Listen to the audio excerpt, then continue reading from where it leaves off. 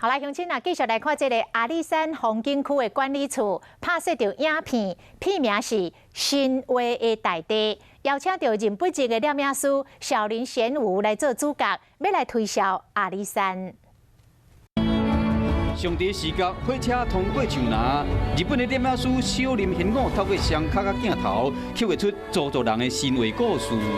相続の人は言う、神様が大きな木を揺るがした。拜访山顶传统的原民部落，这族人是安怎伫遮安心立命？一つの太陽を打ち抜くと、太陽は月になった。それ以来。 昼と夜が生まれた。阿里山的水池疫情靠下了，需要让更较侪人看到。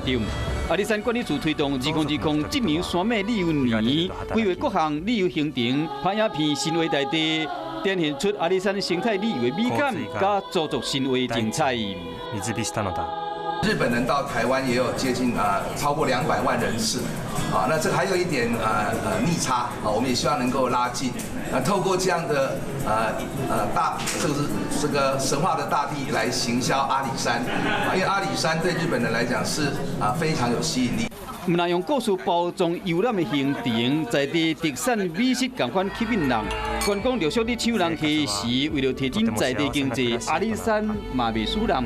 希望大家做伙去感受台湾高山文化的水。